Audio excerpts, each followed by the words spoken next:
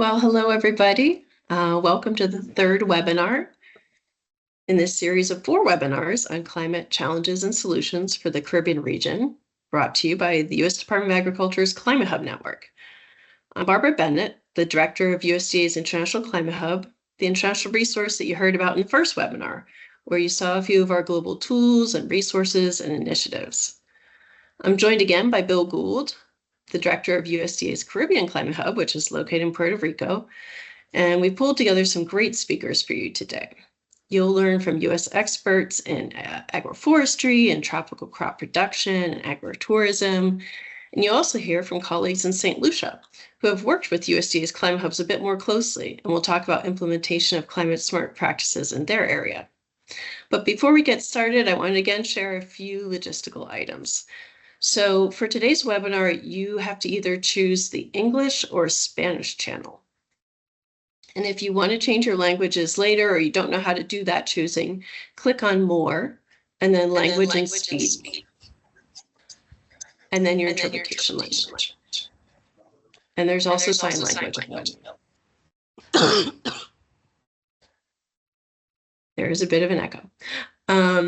If you like written captions, you can also do that. And you can do that by, again, selecting More, Language and Speech, and then turning on live captions.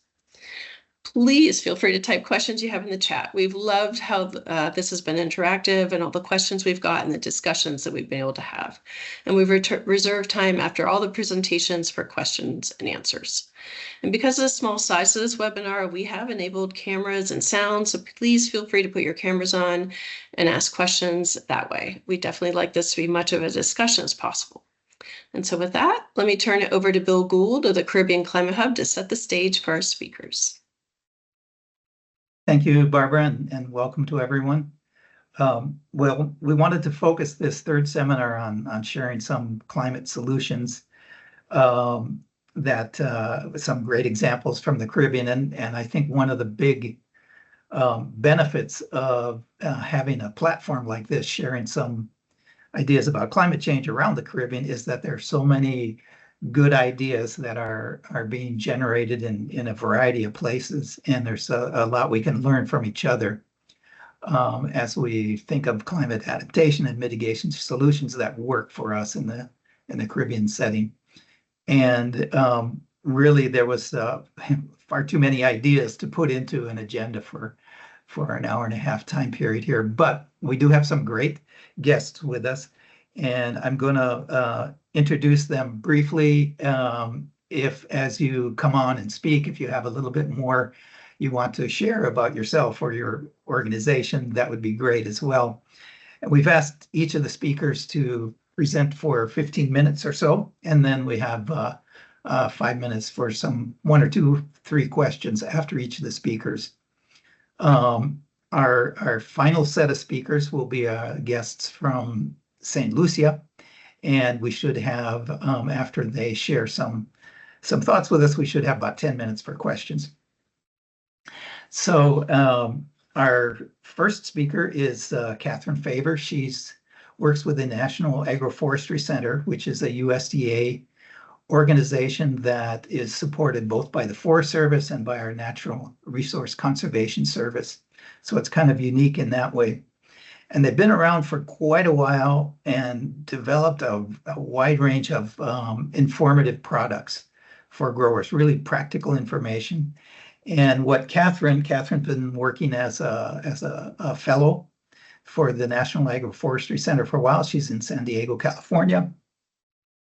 And she'll be presenting some of that work of the NAC, the National Agroforestry Center, from the perspective of what might be useful in the Caribbean islands.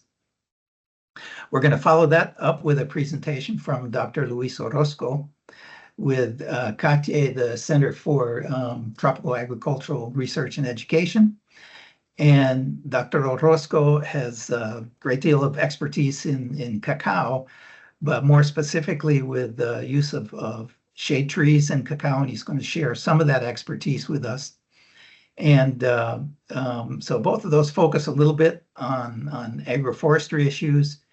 And I think we know from living and working in the Caribbean, how kind of narrow the profit margins are and how much we need to look for co-benefits of all the activities that we do.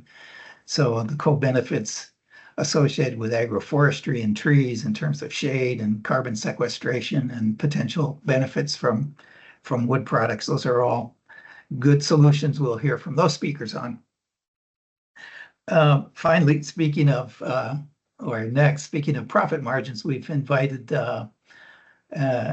Julian from a farm in eastern Puerto Rico, Hacienda Chocolat, and they've got some innovative programs where they're integrating agroforestry, agrotourism into their operations, and that's another solution, looking for ways where you can get co-benefits that help you maintain a sustainable farming operations.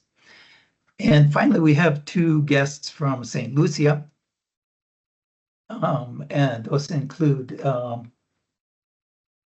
Kishma Luis, who's with an agricultural officer, and Timothy Chris Norville, who's an animal nutritionist with the Department of Agriculture in St. Lucia. And they recently participated in a fellowship program where they were able to visit folks in Florida and also in Puerto Rico and learn about how those parts of the region are addressing climate change. And we've asked them to share a little bit about their experience in St. Lucia, how their perspective on the climate issues and how they're addressing those. And so without further ado, let me introduce Katherine Favor from the National Agroforestry Center to share her thoughts with us. Katherine? Thank you, Bill. Let me just share my screen here. All right. Can everyone see that? Yep. Wonderful. Well, thank you for having me. Again, my name is Katherine Favor, and I am an Agroforestry Climate Hubs Fellow with the USDA National Agroforestry Center. And I am really excited to talk with you all today about how agroforestry can be used to increase climate resilience here in the Caribbean, and also to provide some tools and resources that might be helpful if you're interested in agroforestry implementation. Just a little bit more information about NAC, the National Agroforestry Center. This is us. We're a small but mighty team. We research a lot of aspects of agroforestry, and we do a lot of work on science translation of that research, and we do outreach and education in order to support agroforestry adoption across the country. We do have a few areas of focus. First and foremost, we study the ecosystem services provided by agroforestry. There are so many climate mitigation benefits that agroforestry can provide, but also it can have huge benefits for biodiversity, for water quality, for air quality, and so much more. Another thing that we do, we also research and educate about the human dimensions of agroforestry, meaning who is practicing agroforestry, why, and who isn't practicing agroforestry and why not, and also some of the social benefits that come from it. We also research best practices, and like Bill mentioned, we have a lot of resources on that I'm going to go into. And then finally, a lot of what we do just focuses around supporting our partners and serving as a connector in the agroforestry community. So that's the National Agroforestry Center, but zooming out a little bit, I do want to talk more about what agroforestry is, because it might be a new term for some of us. So agroforestry simply refers to a suite of sustainable land use practices that involve intentionally integrating trees into agricultural production systems. So agroforestry systems are integrated. You've got woody perennials integrated with another type of enterprise on one unit of land. And it's not just one conservation practice. Again, agroforestry is this umbrella term that covers a suite of practices. And these right here that you can see are the most common agroforestry practices. So we've got silvopasture. That is the combination of trees, forage, and livestock on the same unit of land.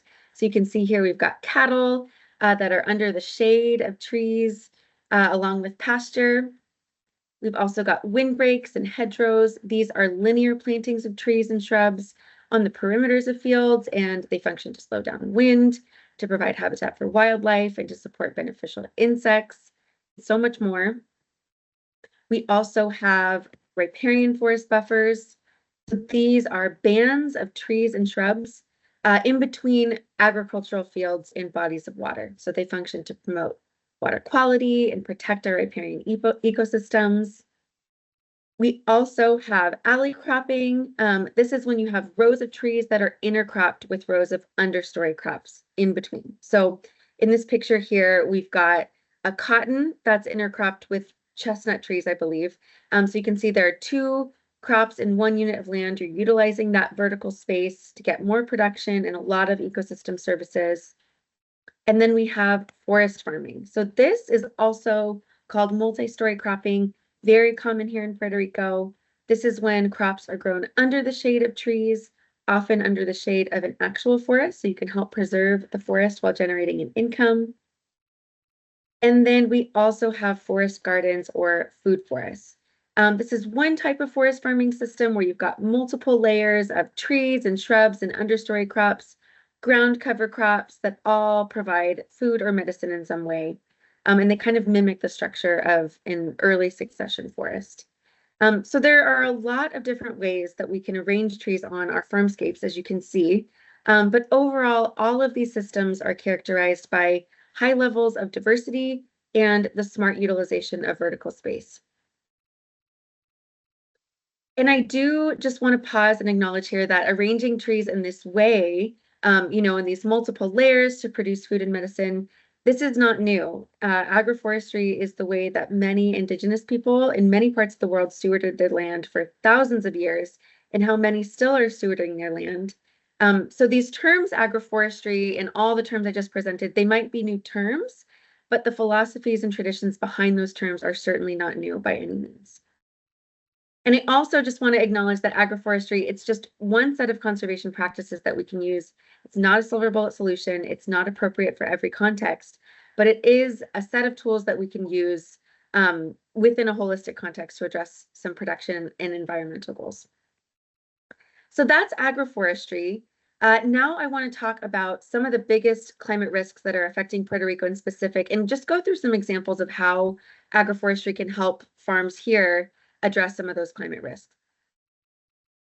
So we know that rising temperatures are affecting the entire world, but also Puerto Rico. Here, climate models project that temperatures might rise anywhere from 1 to 7 degrees. That's depending on how many emissions we continue to emit. But that's a problem because above 95 degrees, most plants see a reduction of photosynthesis. They start to experience stress.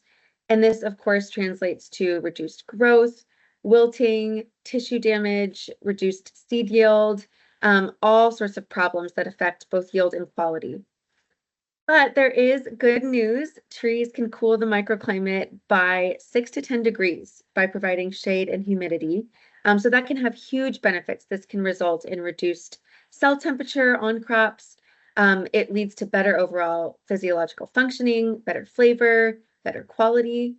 And then again, trees also can provide a secondary source of income. So this top picture here, this is a picture of a coffee and avocado farm. It's in San Diego, but it's actually inspired by a Puerto Rican system. So the avocado trees are spaced out just enough to provide some dappled sunlight to the coffee in between the alleys. This bottom picture is a picture actually of a coffee farm in Yauco, Puerto Rico. This is a forest farming system. So the farmer is managing a native forest. He's thinned some of the trees to allow just the right amount of light through. And by doing so, he's able to maintain a high quality of coffee beans. He's able to get a better price for the beans because they are so high in quality. And at the same time, the trees are able to provide habitat for wildlife. So lots of benefits here. But it's not just crops that suffer with extreme temperature. Animals can suffer as well. Above just 77 degrees, livestock can begin to experience heat stress. And this is an issue, especially here in Puerto Rico. A lot of bovine breeds in Puerto Rico were actually imported from temperate regions. So many cattle aren't adapted to extreme heat. And many of you, I'm sure, remember the 2015 drought in Puerto Rico. Livestock losses caused 62% of all economic losses that year because of drought and extreme heat. So this is very important. But silvopasture, again, that's the practice of integrating trees and pasture and livestock. It can help provide shade and a lot of stress relief to cattle. So some of the research that we've seen on silvopasture systems shows that we've seen weight improvements of up to 1.25 more pounds per day in the summer in cattle. In dairy cattle, some studies have observed milk increases of up to 17% when cattle have shade from trees. Reduced mortality is another benefit. And then the pasture itself can improve. It extends the growing season of the pasture itself. So lots of benefits there. Water scarcity is another climate risk affecting Puerto Rico. Climate change models do predict a 10 to 33% reduction in annual rainfall by the end of the century, with more drought, longer consecutive periods without water. So this can lead to an increased demand for irrigation, but throw in sea level rise into that mix, and now you've got saltwater intrusion plus higher irrigation demands, and that can lead to groundwater depletion. So it's going to be more important than ever to really prepare for drought in the coming years and to be able to capture and store as much water as we can when it does rain. In agroforestry, if it's designed properly, it can help with this. So trees, especially when they're arranged broadly across a landscape, tree roots can help break up soil compaction. The roots can create channels or macropores in the soil to allow a lot of rainwater to infiltrate down into the soil and stay there instead of running off. And then trees can also improve soil organic matter, and organic matter is responsible for holding water. And so because trees can increase organic matter by up to 100%, that greatly increases the ability of a soil to hold on to water during times of drought. So all of that can lead to increased resilience. The other side of that coin, even though drought is projected to increase, intense rain from tropical storms is also projected to increase. So climate models do project a 15% increase in rain intensity during those tropical storms. And that can cause problems for a number of reasons. But again, trees can help increase water infiltration into the soil and water holding capacity so that when it does rain, that water is going into the soil instead of running off and causing erosion and landslides. This is especially important on hillsides. So alley cropping on hills is a great example of how agroforestry can help hold soil in place. This bottom picture here, this is a picture of a newly planted cacao alley cropping system on a slope. This is near San Juan. And by having trees here, as opposed to having bare soil or another type of annual crop, the tree roots are really able to grab onto soil, help it stay into place during those extreme rain events. So it can help reduce the severity of landslides in some cases. Increased wind from storms is another projected climate risk. Climate models project a 3% increase in storm wind intensity, and windbreaks are one really simple solution that can help with this. So this picture up top, this is also a farm here in Puerto Rico, just a little vegetable homestead. You can see there's a banana windbreak right here. It's just pretty small, but it's perpendicular to the prevailing winds. And you can't see behind, but there is a greenhouse behind this windbreak, a hoop house, and there is a lot of some vegetable fields as well. So that's all going to be protected by just this little windbreak. And this bottom picture is actually a picture from Cartier. I know we have presenters from Cartier here. So this is a cacao farm at Cartier with a windbreak protecting the plants.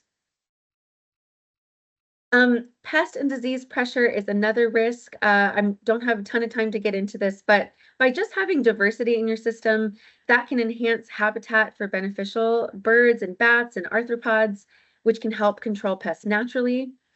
Also, diseases that are spread by vectors can be reduced just because of something called the dilution effect.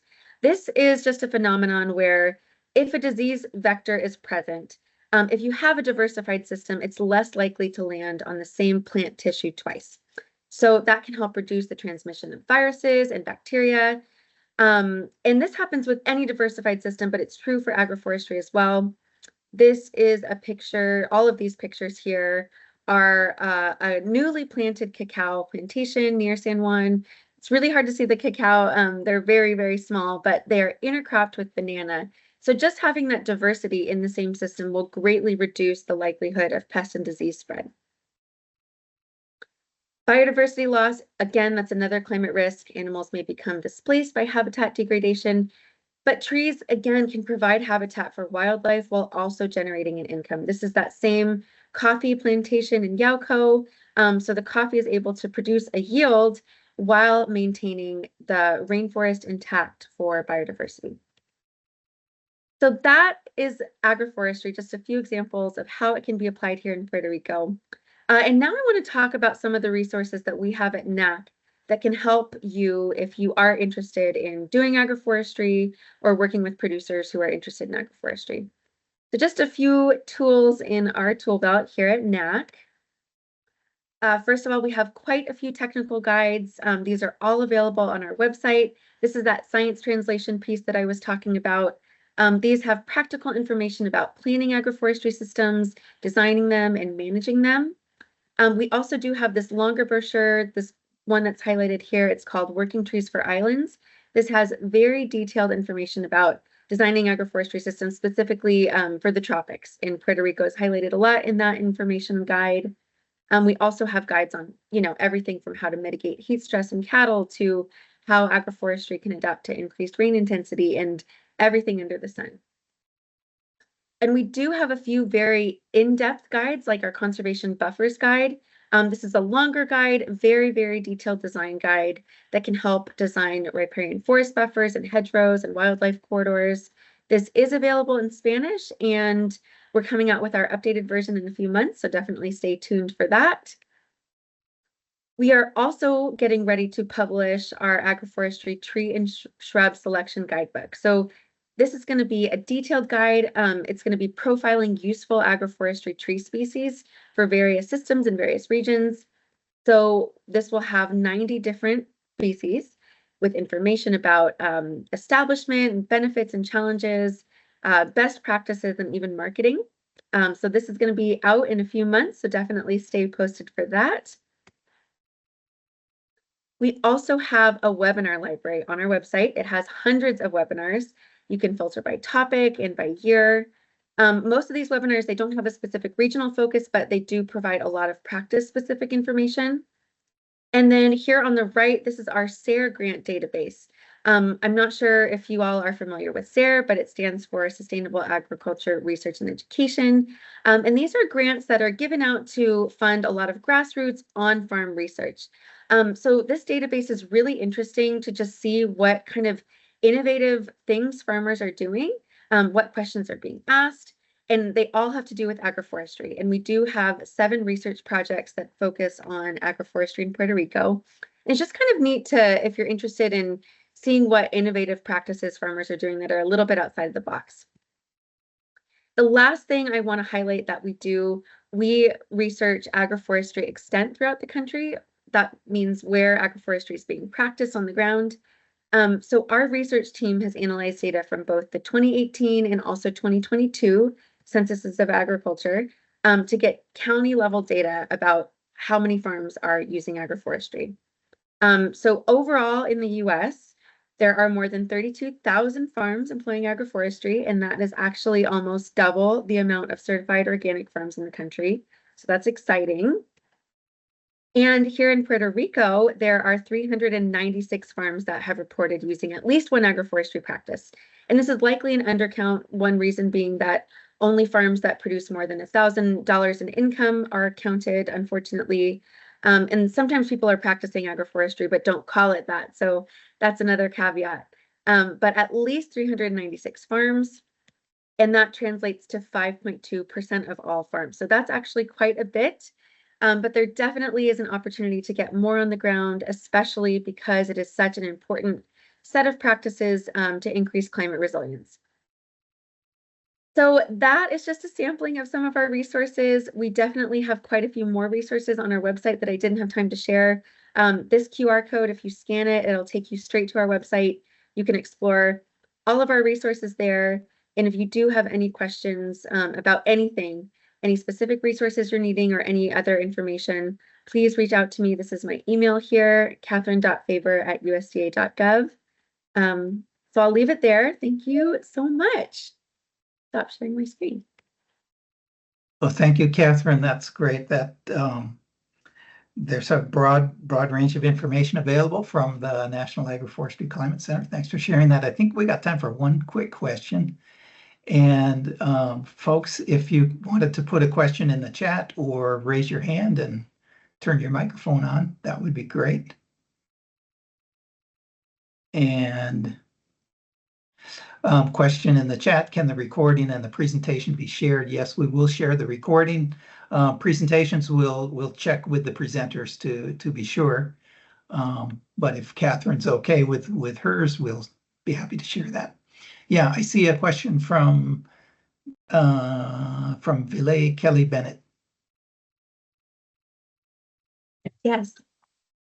Hi, morning. Thanks for that presentation, Katherine, very detailed. I have a question with respect to valuation. In terms of carbon sequestration, do you have any research that you would have done on evaluating this so as to use it possibly as carbon credits?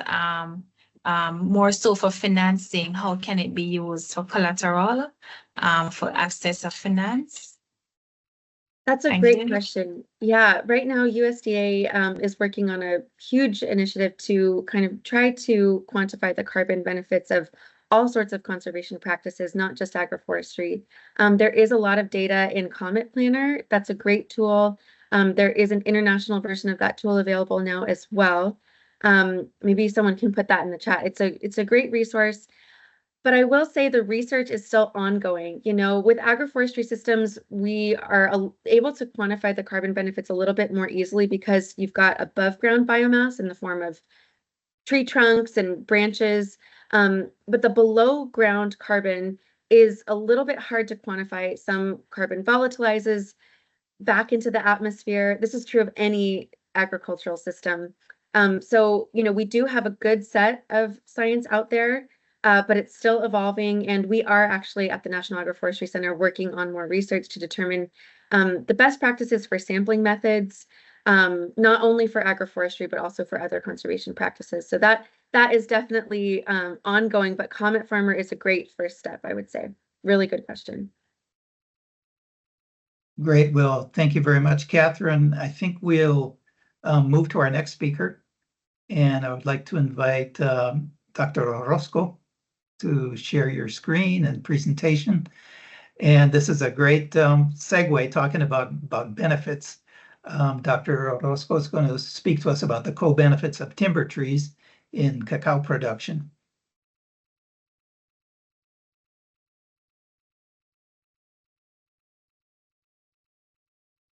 Okay, good morning, everyone. Bill, ¿me confirma que están viendo la pantalla?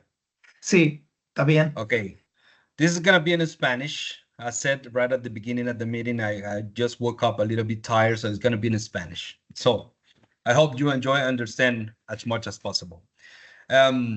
Bueno, esta es una presentación que combina información de CATI en Costa Rica y la Fundación Hondureña de Investigación Agrícola. Qué gusto ver a Katherine. Nosotros organizamos la edición número 18 de la Conferencia Agroforestal en Costa Rica en febrero, entonces conocemos mucho del trabajo que están haciendo ellos por allá. Ok, voy a hablar de árboles maderables en sistemas agroforestales con cacao desde el punto de vista de rendimiento de madera, pero también beneficios económicos e incluso reservas y tasas de secuestro de carbono. Tradicionalmente, el cacao se recomienda y se planta con árboles de sombra leguminosos, principalmente de los géneros ingas, eritrinas y gliricidias. Eso es básicamente para promover una sombra temporal de rápido crecimiento, pero también para fijar nitrógeno en el suelo. Y a la par de eso, se sugieren incorporar árboles frutales y otras especies remanentes de los bosques secundarios donde se planta cacao. Sin embargo, los árboles maderables, cuando uno hace inventarios agroforestales, son muy comunes y son muy conspicuos en estos sistemas y han recibido muy poca atención, muy poco estudio de cómo crecen estos árboles, cuáles son los beneficios que generan y las tasas de cosecha que se tienen que practicar en los sistemas agroforestales para que la madera de regeneración natural no se agote. Y hay muchas instituciones que recomiendan tanto el uso de especies nativas como exóticas para cultivar cacao bajo sistemas agroforestales diversificados. Este trabajo que está acá viene de una publicación del año pasado de los colegas del CIRAT. Hicieron un inventario de cuántos árboles maderables hay en fincas cacaoteras del oeste de África. Esto para decir básicamente que los programas de regeneración y los programas de siembra de árboles maderables en fincas cacaoteras han fallado y que realmente deberíamos de poner más atención y depender más de la regeneración natural de árboles maderables en estos campos agrícolas. Sin embargo, el estudio creo que carece de un análisis crítico porque no hace una evaluación de cuáles son las tasas de crecimiento, cuál es el manejo que brindan los productores a estos maderables y qué tan rápido están creciendo los árboles y la sanidad que están teniendo estos árboles para poder determinar si la madera de regeneración natural es sostenible en el tiempo bajo el manejo que aplican los productores cacaoteros en el oeste africano. Tenemos dos grandes modelos para producir y manejar árboles maderables en plantaciones de cacao. El primero es el modelo que utiliza la regeneración de árboles maderables que se dejan crecer libremente en las plantaciones de cacao y esto produce una población de árboles maderables de edades diferentes.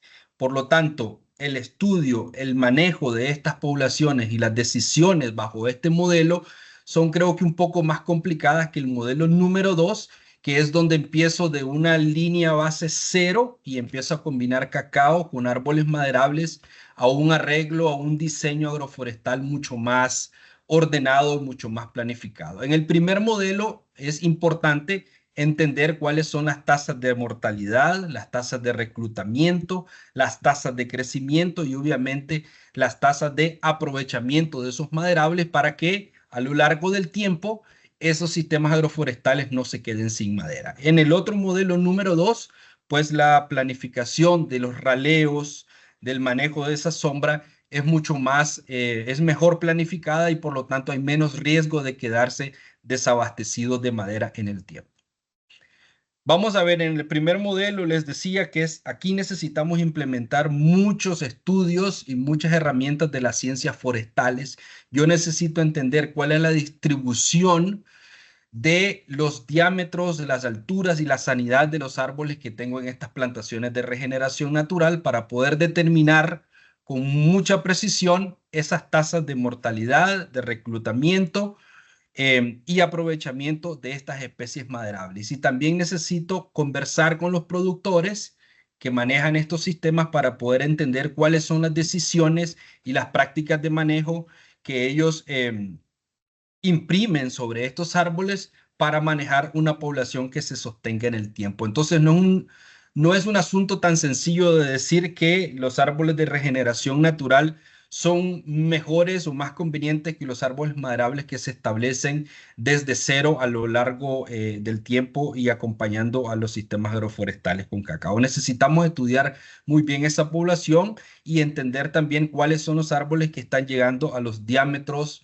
mínimos de corta para no comprometer esas cosechas. Necesitamos aplicar matrices de transición en estos sistemas.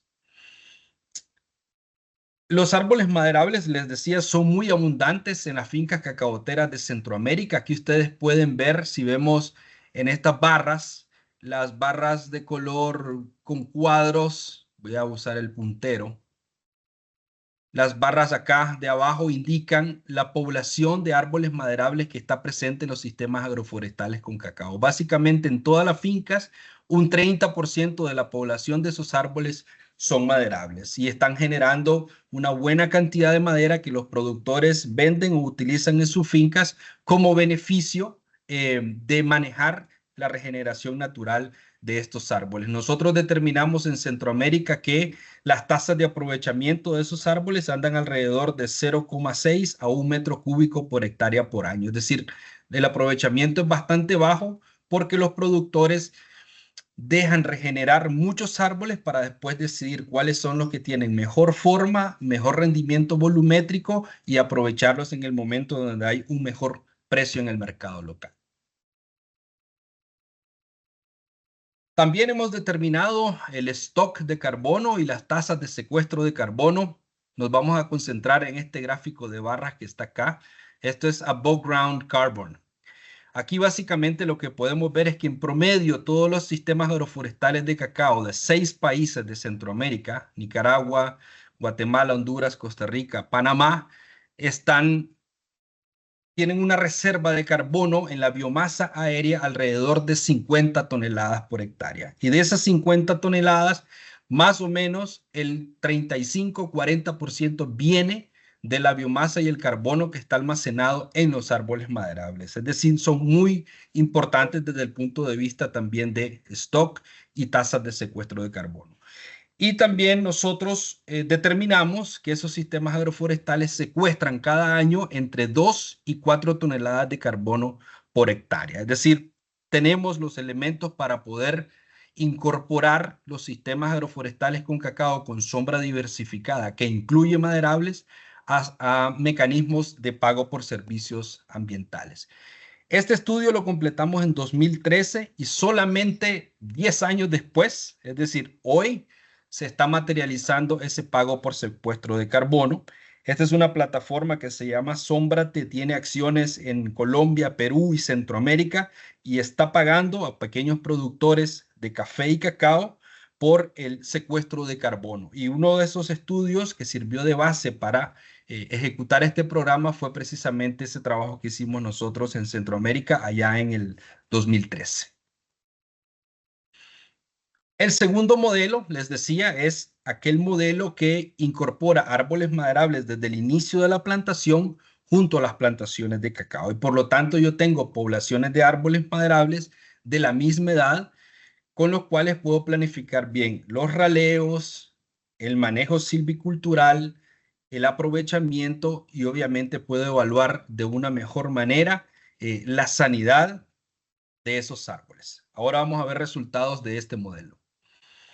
Este es un estudio que desarrollamos en Panamá y en Costa Rica. Evaluamos la productividad de cacao por más de 10 años bajo la sombra de leguminosas y abajo teníamos como control sombra de árboles maderables. Eso que ustedes ven ahí en esa elipse son los rendimientos de cacao, kilogramos de cacao seco por hectárea. Básicamente la estadística nos dice que no hay diferencias en la productividad de cacao plantado en asocio con leguminosos como con maderables. Entonces, si un productor con estos resultados puede esperar 10 a 12 años para producir, de además cacao, producir madera, creo que es un sistema agroforestal que se vuelve bastante rentable. Ahí ustedes pueden ver en este cuadro cómo es el manejo de las poblaciones de maderables. Se estableció el ensayo en 1990 y se llevaron datos básicamente hasta el 2000. Y se fueron midiendo el crecimiento en diámetro, el crecimiento en altura y obviamente el rendimiento volumétrico por árbol de las 3 especies maderables que nosotros estábamos estudiando. Aquí podemos ver que el rendimiento al cabo de 10 años podíamos obtener casi 175 metros cúbicos de madera por hectárea de plantaciones de cacao. Si manejamos bien las poblaciones, si hay control de malezas, si hay manejo silvicultural, es posible producir madera de buena calidad y de buena forma para vender en el mercado local o aprovechar en la finca. En Honduras también hay ejemplos muy bien estudiados de árboles maderables con cacao. Esto es cacao plantado con Terminalia iborensis, más o menos 45 árboles por hectárea, y se combinan un buen set de variedades o clones intercalados con sombra temporal de gridicidia y plátano. Aquí ese ensayo se ha manejado y se ha evaluado por más de 22 años, por lo tanto los datos son muy sólidos para recomendar sombras maderables con cacao. ¿Qué encontramos ahí? Estas son las curvas. En verde es la curva de productividad en el tiempo. Si ustedes pueden ver, se han venido tomando datos desde los 8 años hasta los 21 y podemos ver una curva descendente en productividad pero básicamente esos sistemas agroforestales vienen produciendo en promedio 800 kilos de cacao por hectárea por año.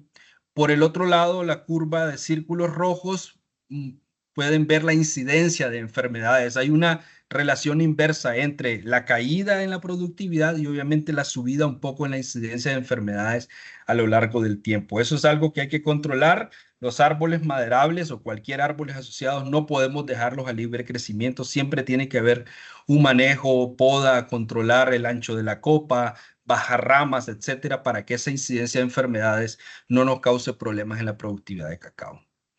Ellos han evaluado las tasas de crecimiento de los árboles. Este primer gráfico a su izquierda ven las tasas de crecimiento en diámetro de los árboles maderables y podemos ver claramente que a los 13, 15 años esos árboles ya han alcanzado el diámetro mínimo de corta. Es decir, no tengo que esperar 20, 25 años como usualmente se dice que hay que esperar para el tema de maderables. Hay especies de rápido crecimiento que nos ofrecen madera muy temprano. Y por el lado derecho tienen entonces ustedes el desempeño del volumen comercial de esos árboles, metros cúbicos por árbol, y podemos ver que a los 10 años o 12 años ya esos árboles están alcanzando más o menos un metro cúbico de madera de buena calidad y lo podemos aprovechar. Entonces, sí hay datos que soportan la promoción de árboles maderables en sistemas agroforestales.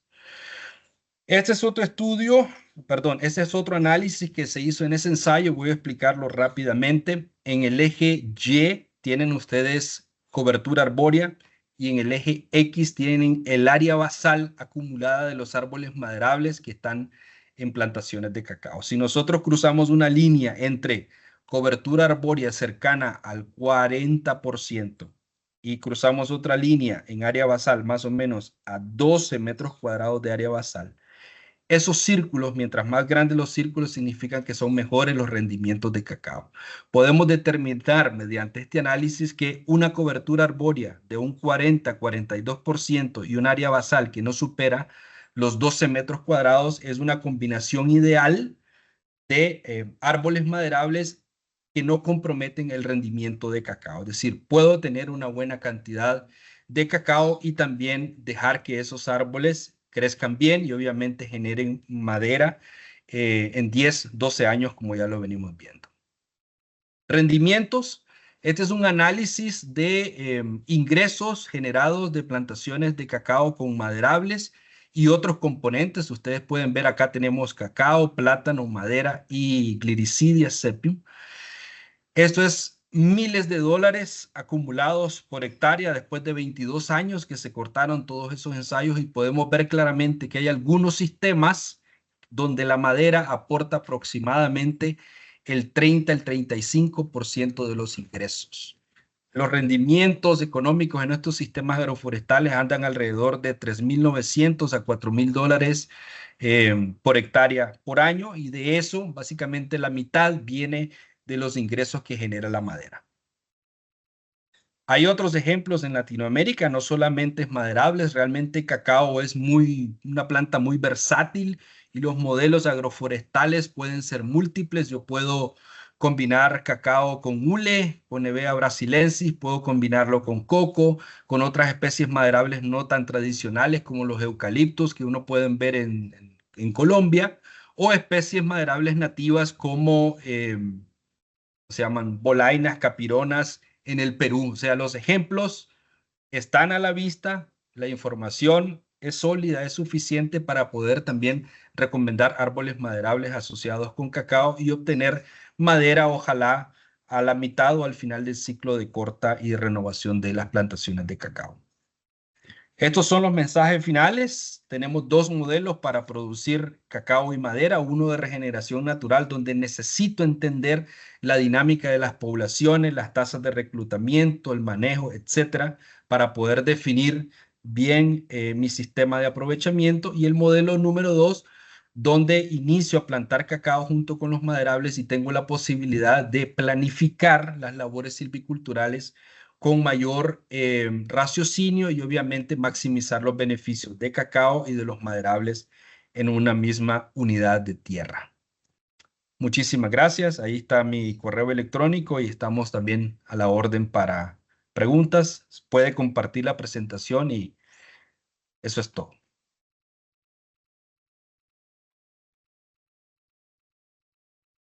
Pues muchas gracias, Luis. Thank you. I'll switch to English. That's fantastic. That kind of information is super valuable, I think, for not only for farmers in the Caribbean islands, but also agency folks and people that want to support the farming community, just to have that information to help make those decisions. You know, what do you co-plant with cacao? What kind of agroforestry activities would be viable in our Caribbean island countries? So thank you very much for Luis for sharing. Let's take a minute, see if we have a question for Luis.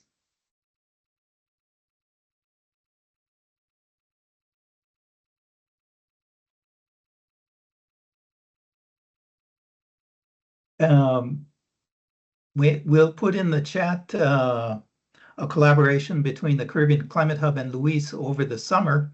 And just recently, we had a number of presentations on cacao, and we have recorded those. So I will put a link to those in the chat. Thank you very much, Luis.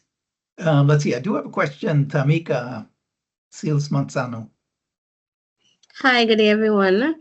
Could I ask, given the changes in climate in terms of high temperatures and which would lead to high humidities in particular systems, how is it that the diseases like frosty pod are minimized in the cocoa production? Is it do you find that there's less occurrence where we have the intercrop systems, and is it a particular intercrop that causes low incidence?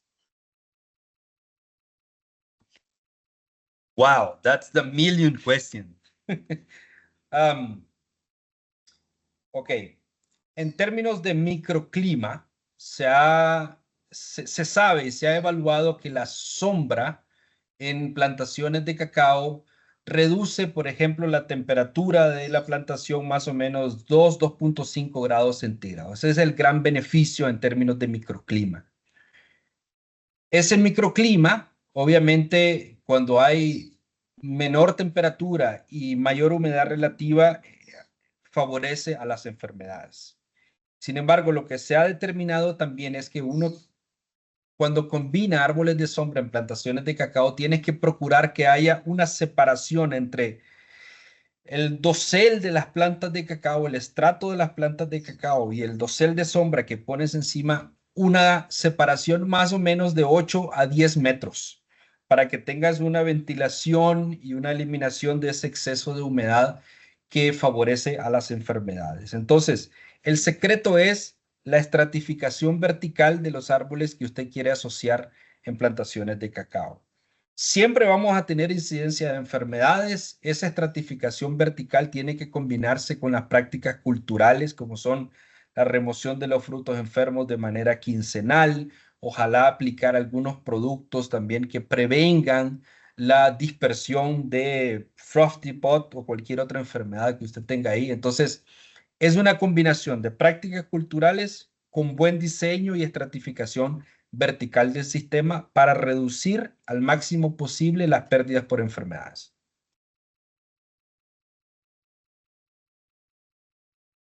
Thank you, Luis. We're going to keep moving, shift gears here, and invite Jose Julian Rodriguez from Hacienda Chocolat to share your screen. And thank you again, Luis. Welcome, Jose. Hi. Let me see if I can get this real quick. And Jose, I'm going to keep an eye on the clock to make sure we have time for our partners from St. Lucia as well. So I'll pop my camera back on when we're getting close. Right, perfect. I don't see you when I'm sharing my screen. All I see is my presentation, but I'll set a timer on my side. All right, so can everybody see my screen? Yes, looks good. Okay. So first off, I'd like to thank William Gould and Viviana Medina from the Climate Hub for the invitation today. As they mentioned at the beginning of today's webinar, I will be talking about the benefits that agroturismo endorsement has given us at Hacienda Chocolat. Hacienda Chocolat, we are located at Fajardo, Puerto Rico, which is the east side of our island. We are right next to El Yunque Natural Rainforest. It is quite literally our backdoor neighbor. And as Katherine was mentioning about agroforestry, it goes great with what I'm going to start talking about, which is a little bit about who we are at Hacienda Chocolat. We are a sustainable fine aroma cacao plantation. We grow in an agroforestry system fostering biodiversity. The farm was founded in 2014 with the plantation of our first few cacao trees. Today we have around 3,500 cacao trees in our primary farm. We do have a secondary farm in another municipality nearby Fajardo that we are currently beginning to develop. It is about 1 year old. On the weekends, we offer guided tours of our farm, and we offer craft artisanal chocolate bars from our own cacao, which we make at our factory in Rio Grande, which is another municipality in Puerto Rico.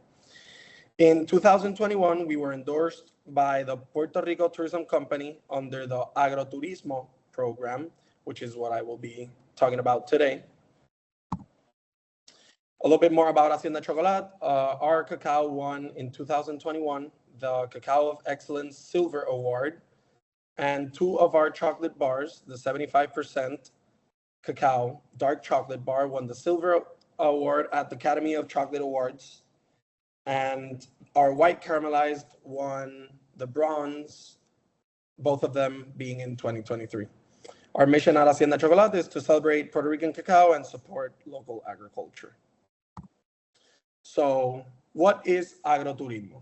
Agroturismo is a program developed by La Compañía de Turismo de Puerto Rico, which blends agriculture and tourism, offering immersive experiences on working farms. It was launched to promote rural tourism and support local farmers as well.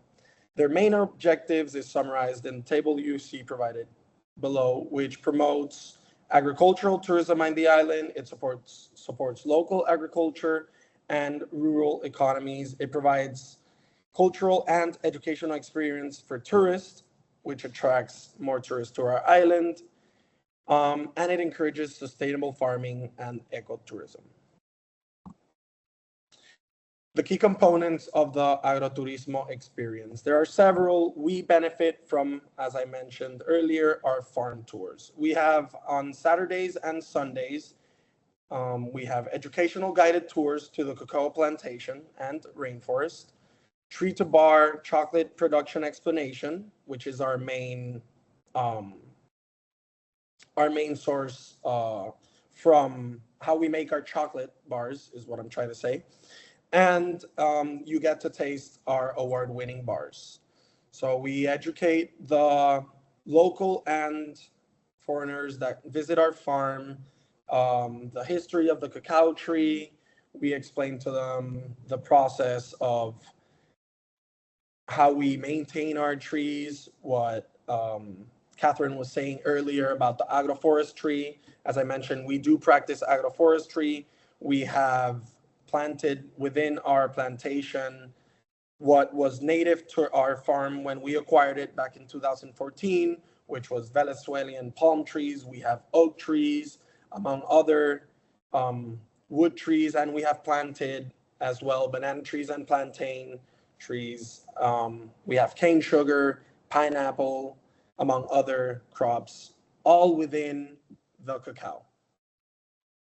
Agroturismo also offers different experiences. They have eco-friendly accommodations where you get the opportunity to stay on site in rural eco-friendly settings. You also have gastronomic experiences where you get the experience of dining farm to table with local ingredients.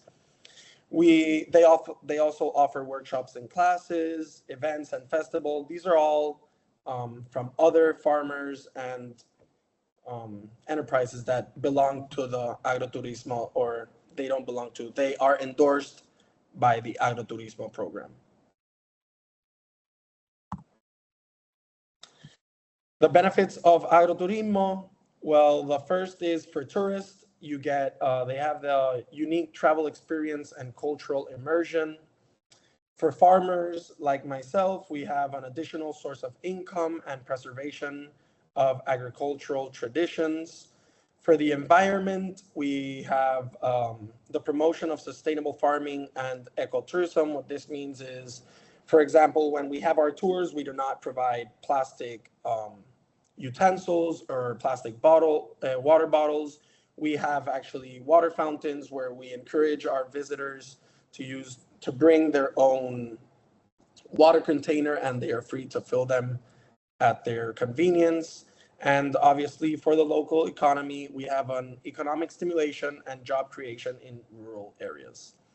So as I mentioned before, Hacienda Chocolat is nestled in the foothills of a Yunque natural rainforest in Fajardo, Puerto Rico. We have leveraged the agrotourismo program to enhance its visibility and economic viability. In my next slide, I'll be talking about how they help us in the marketing part of the program by offering immersive experiences like cacao tours, chocolate tasting. We also have pairings with wine and spirits. Actually now, not next weekend, the other one on September 21st, we have our very light and well-known wine and chocolate tasting experience at Hacienda Chocolat. And with all these experiences, we attract both locals and tourists eager to learn about sustainable cacao farming. This has not only boosted our revenue, but also positioned us as a key player in Puerto Rico's growing agrotourismo sector, combining education with luxury and nature. Here we can see the Hacienda Chocolat experience in the agrotourismo endorsement. We have seen consistently since 2021 all the way to end of August 2024 is the statistic that is being provided here on this slide. We have seen a 78% or 77.59 to be exact, annual increase in visits. This has been a constant linear increase, which is great for us because it is our main source of income. And recently in this year, we have seen a growing interest in the English language tours, because as I mentioned, we give tours on Saturdays and Sundays. And on each day, we have one group that is English and another group that is in Spanish. We alternate them, let's say on Saturday, if it's English in the morning, on Sunday, it'll be Spanish in the morning. We have also seen a 70% increase in sales. We have all sorts of cacao products. We have cacao tea, cacao nibs, cacao beans. We have obviously our 4 main chocolate bars, which is the 75, the 65, 55% dark chocolate. The 55 is milk dark chocolate, and our white caramelized, which has cacao and coffee nib inclusions on the back. And as you can see on the pie charts on the right, we have seen an increase in total participants from 2022 to 2024, with this year having a majority in the English language tours. This is how Agroturismo helps us on the marketing side of things.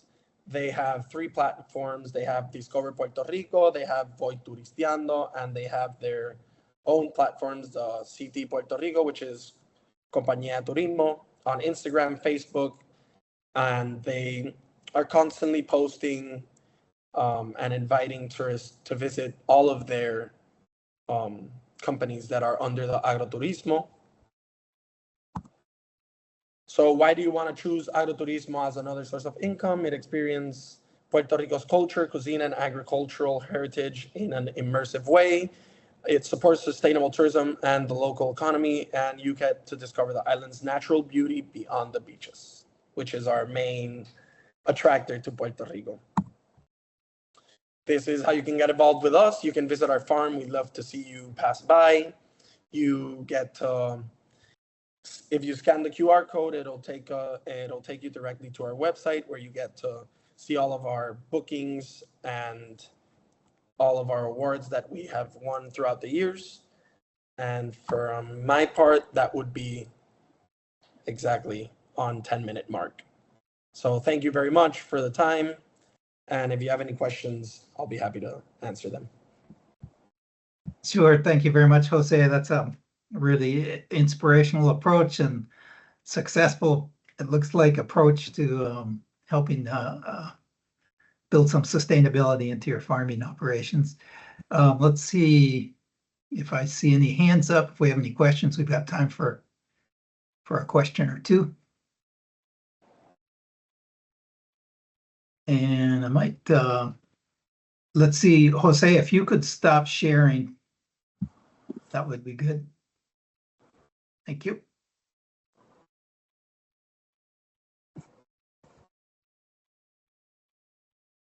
And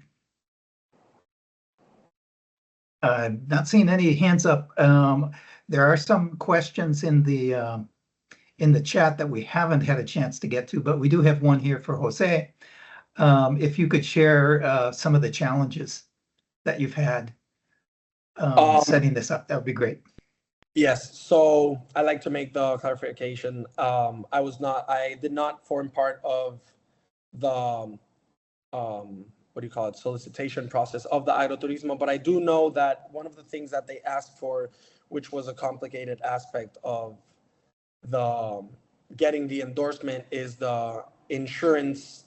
They do require an insurance for obviously the visitors. When you come to Hacienda Chocolat, specifically, our road up to the farm is not a paved road. It is a natural terrain, so it does take 4x4 to get up there. So something we offer to our guests is we have a parking where the paved road ends, and we get them on our ATVs, so you get this off-road experience before getting into the farm. Another challenge we have is obviously employment. Not only is it hard to get, once you do get it, it's hard to maintain. It's also very labor intensive and costly to have these employees. So, yeah. Okay.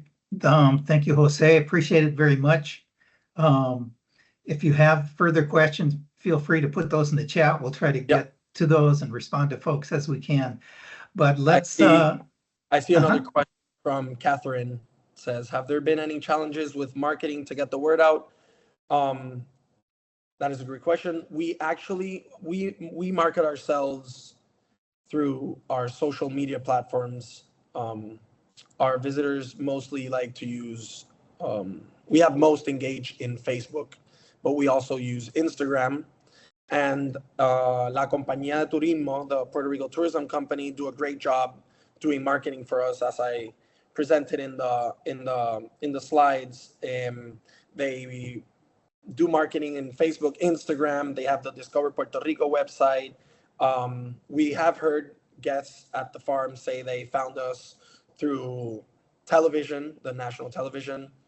So they do help us a lot with the marketing. It is why we believe that English language tours have gotten a substantial increase this year, and that has been great job from the part of the Compañía de Turismo marketing team. All right, thank you. I'm sure Jose might be available for follow-up questions. José podría estar disponible para preguntas de seguimiento. Si I'm hearing some in my ear. I think that's the Spanish translation. All right. Thanks very much for your time. Have a good day. Thank you again. Let's invite our final two guests from St. Lucia, who will share with us some of their experiences addressing climate change issues in St. Lucia. And Kishma, if I believe you're going to share your screen, if I'm correct.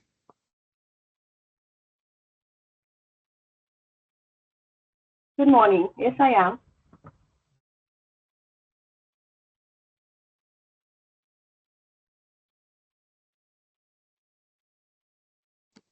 Good morning. And Chris, thank you both for joining us. I'll leave it to you two to arrange. You're going to do a bit of a tag team presentation, and then we can use the remaining time for some questions. Not a problem. Can everybody see my screen? Yep. Yes.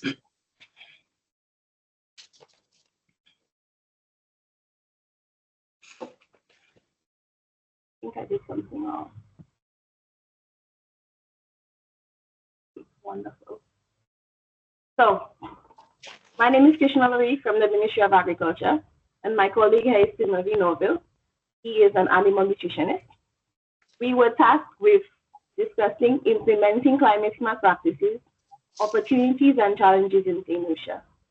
Now, since it's a very broad topic, we decided it would be best for us to concentrate on the topic that we, as a team, or four, when we were at Cochrane in May, on the topic of composting and vermicomposting.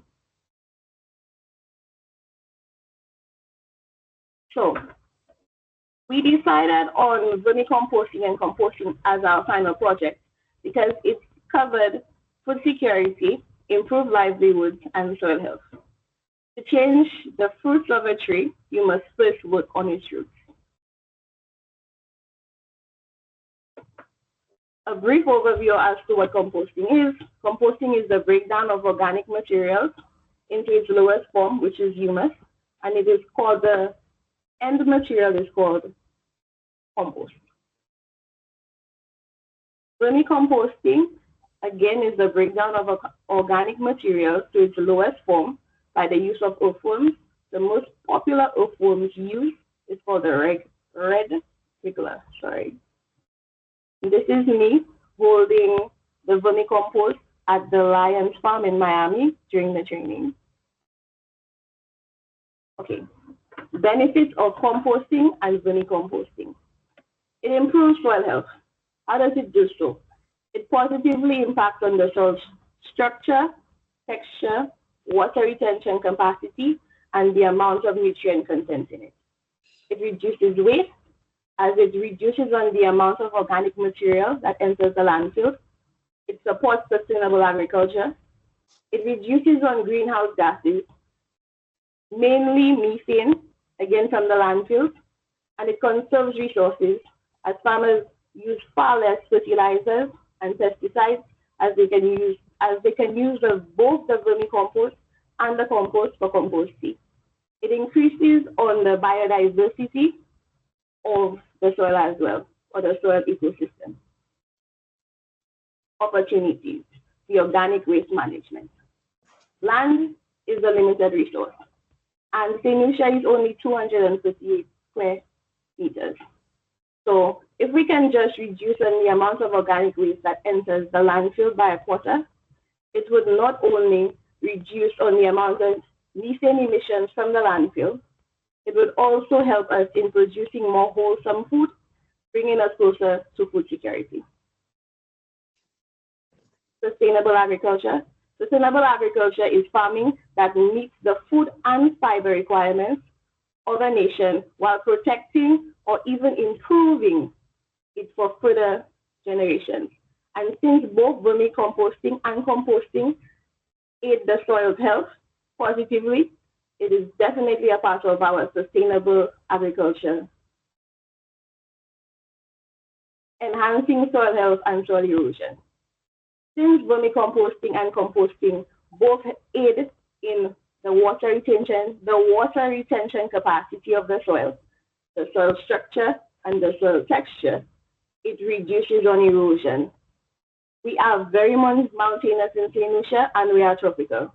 So it prevents, when we have the torrential rains, like yesterday we were flooded, it prevents the nutrients from leaching and from the soil particles from being washed away into our rivers.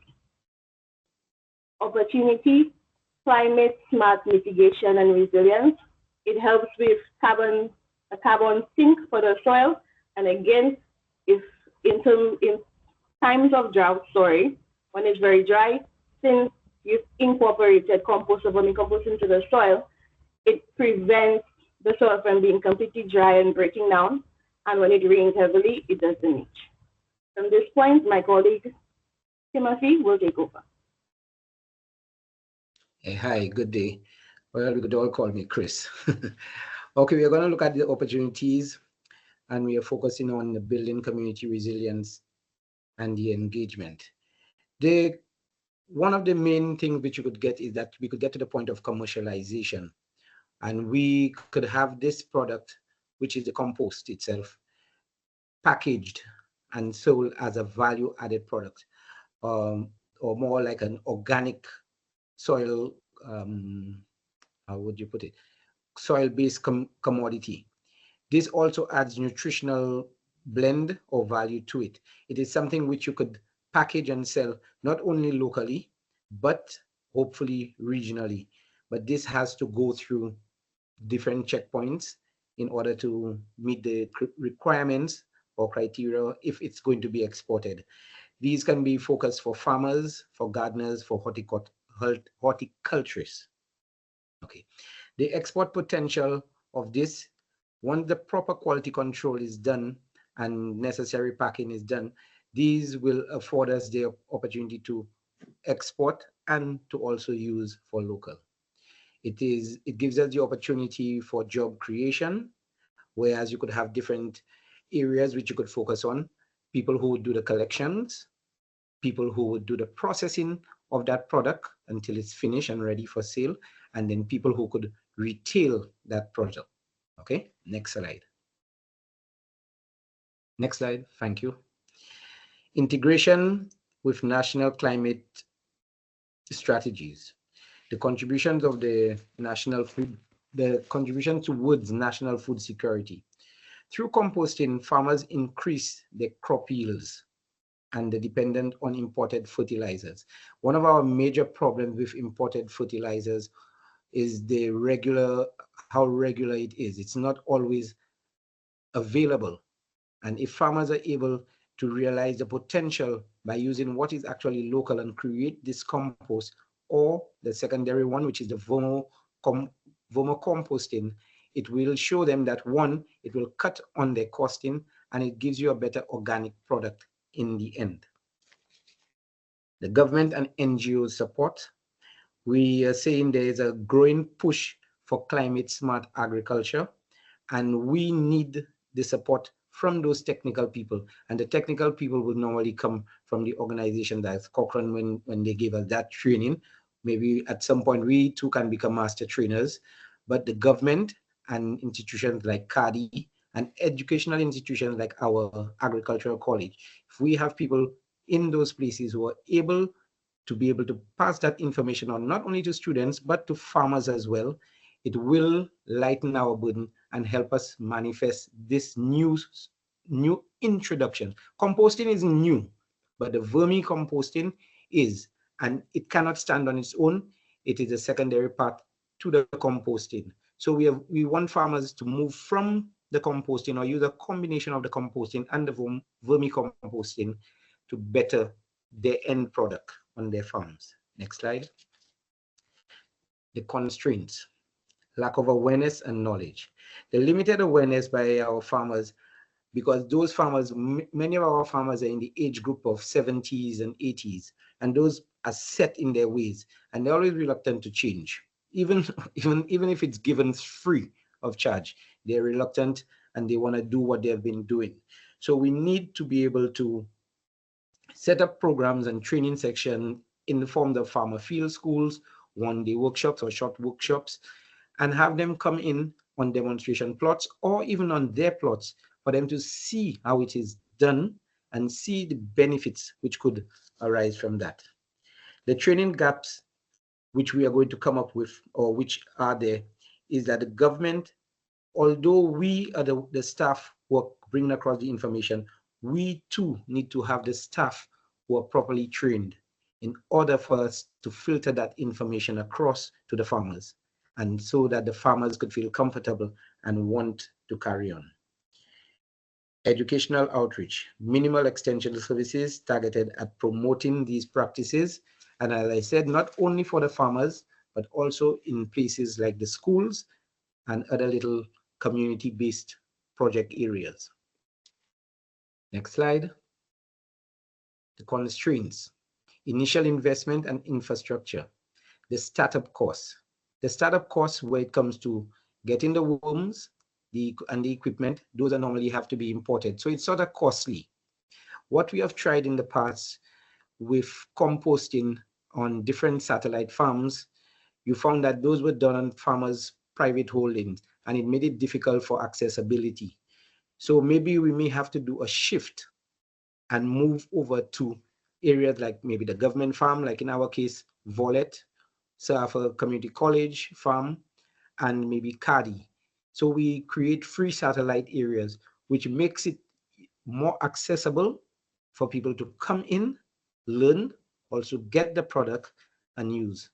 Then we also have the collection of the organic material. This too can be costly.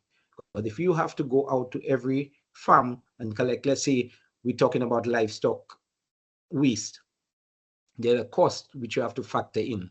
Whereas if it is in less areas like free satellite farms and we do the collection, it may become more cost effective. So a lot of people don't factor in the cost of going out and get raw materials, but it can affect what your overall cost of your end product is going to be. And then we have that inadequate tools. We have lack of proper tools for waste management. And if we look at our landfills or within our communities and our households, everything gets dumped into one bin. We don't do separation of plastics and glass and animal products. So if we are able to get those done, then it will guide us. And that might have to be further assisted by our legislation, because those things, as we say, people are culturally guided. And if your customer putting everything in one bag, now someone is telling you have to get 3 bags because you have to put the plastics, you have to put the glass, you have to put the organics there. People, there is some resistance. So for this, we may have to go down the road of doing some added legislation. Okay.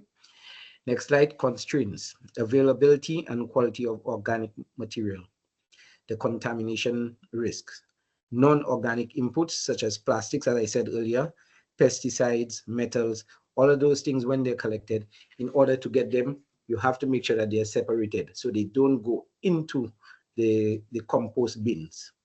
Poor waste segregation, and all it goes back to the same thing. The solid waste has to be separated, and we have to put it in.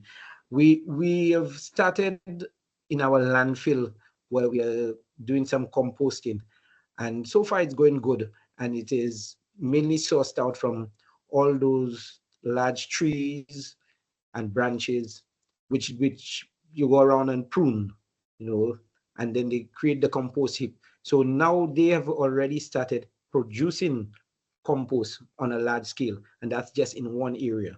So this could be the spot from which we could get the base compost which we would need to use in doing the vermicomposting. We go over to the next slide for constraints, and we are talking about the climate related issues. And for us in St. Lucia, as most of the Caribbean, we have our drought periods, we have heavy rains and high and low temperatures, maybe not as low as some of the temperate countries, but we do experience those. And these can affect the soil, the nutrient content, and especially the worms. Those worms are very, very sensitive, and high temperatures can destroy them, the moisture levels, if it's very high in the soil. So you have to sort of create a balance if we want to continue along that line of vermiculture. The other two areas are labor intensive and space. These are two areas which many of our farmers are plagued with. They either don't own their land or their labor force is very, very small. And that means they would have to hire in people, to work this. So hopefully through composting and vermicomposting, we should be able to tackle some of those, but it has to be a collective move. We would use this slide, next slide 16, some of our success stories of the Caribbean, and shows that yes, we are starting off, and yes, it's something new, but we have some success stories as in Jamaica, which is to the north of us, Barbados to the east, Dominica right next door. Dominica has terrain very similar to St. Lucia, and Guyana to the south. And it shows that we don't have to go back and reinvent the wheel.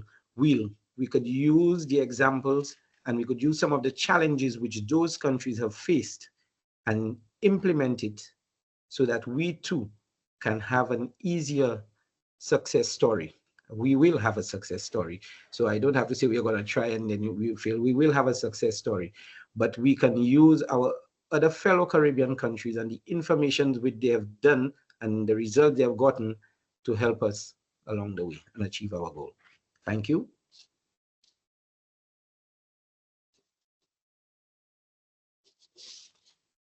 Thank you both very much. That was excellent. I see a hand up. We've got 5 or 6 minutes here, and probably lots of questions for all the panelists. But let's see what we have for Kishma and Timothy. Tamika, I see a hand up. Okay, hi again. A quick question. I noticed that we're looking at the red regulars, right? Is there any, have there been any studies done on local earthworms found in the Caribbean for use in the vermiculture? The vermicomposting, Yes. sorry? Yes, there has been. Jamaica uses the red regular, and so does Guyana, but we don't have any on island. We have the African, what is her name, Kim? The African nightcrawler. It is available in St. Lucia. That's what Dominica uses, but we're trying to Dominica see if we uses can that, go yes.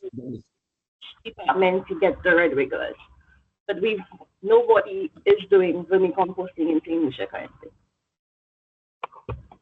I will add to that. In Puerto Rico, we do have pretty high earthworm diversity of local endemic and native earthworms, and people have looked into those in vermicomposting, and it takes a little extra effort because the literature is geared towards certain worm species and all the information is related to those, and you won't see your native Caribbean species in that information. But it's really valuable to find out who's an earthworm expert in your country and see what native species you might incorporate into that vermicomposting. Okay, thanks. That's good. Make a note.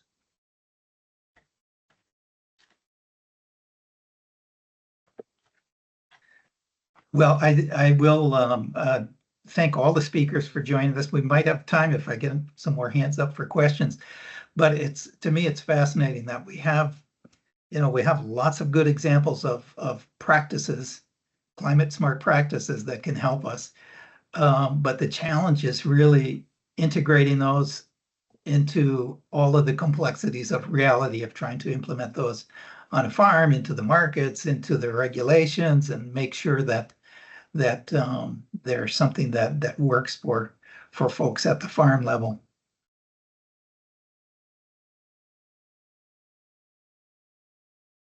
I want to join the thanks of all the speakers. It was an amazing opportunity to hear from you all and some great ideas. I love Tim's comment at the end about no need to reinvent the wheel. That's pretty much the whole concept of the International Climate Hub is just if we can share what we're all doing, we can all benefit. And so thank you for bearing with us through some technical difficulties today, but hopefully things all worked out. And I want to invite you to join the final webinar. So our fourth and final webinar will be September 24th, same time, 11 o'clock a.m. Eastern. And we'll be talking about international efforts and how you all can get involved and stay engaged. So with that, I think we'll close today's webinar and thank you again. Bye-bye. Thank you. Okay. Thank you again. Bye. Thank you to all the presenters. Thank you so You're much. welcome.